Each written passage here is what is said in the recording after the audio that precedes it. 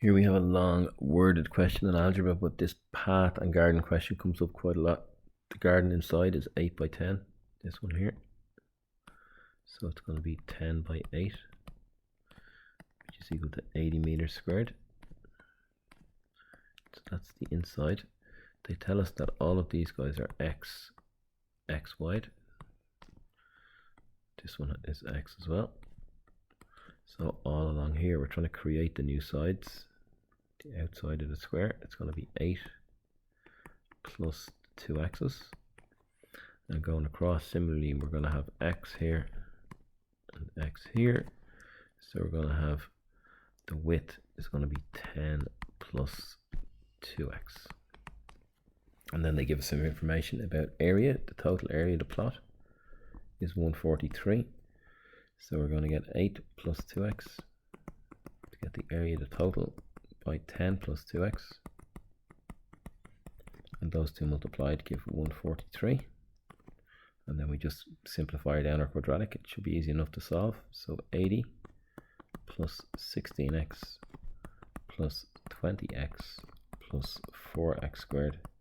And I'll bring across the 143. Leave nothing over there.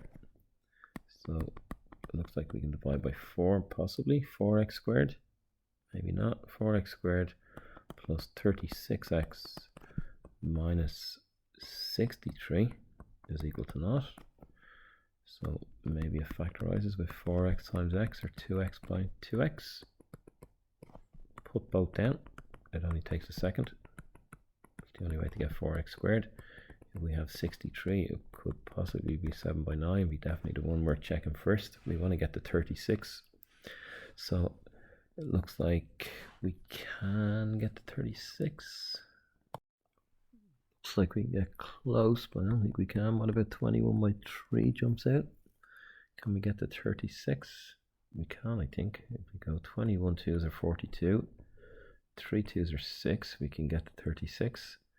So that would be, we want plus 36, so we want plus 42 minus 6.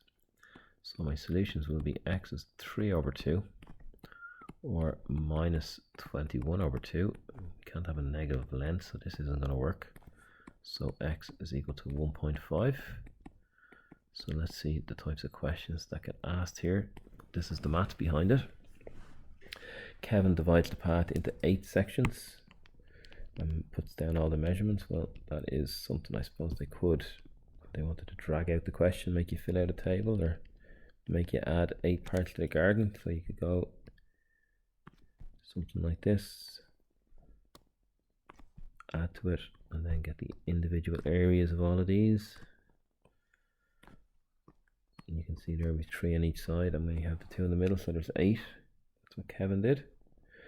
Copy his diagram into your copybook and write in terms of x. So maybe you might want to try that part. Just write in terms of x everything, but it should be straightforward enough. We have a width of 10 and a height of 8. So you can see here that in terms of x, this is going to be x and x squared. This is going to be x and 10, and so on. So it's just straightforward, and then we've actually solved the equation as well already. So let's look at the second part. Third part is what we did. We ended up with the sides in terms of x, and we solved the equation. So there's a lot of words here, but Tony does not answer the problem by solving an equation. What does he do? He just tries out different values for x. So you could try a 1 for x, and then a 2 for x, and a 3 for x, and you might see that if you put 2 for x, we got 1.5 for x. So if you got 1 for x and it doesn't work, and 2 doesn't work, it looks like it might be somewhere in between. You might quickly get to 1.5. But which methods works best? We know that algebra always works best. Algebra is king. Algebra gives exact answer. So hopefully you're masters of quadratic equations at this point. If you're not, go back, look over the videos again.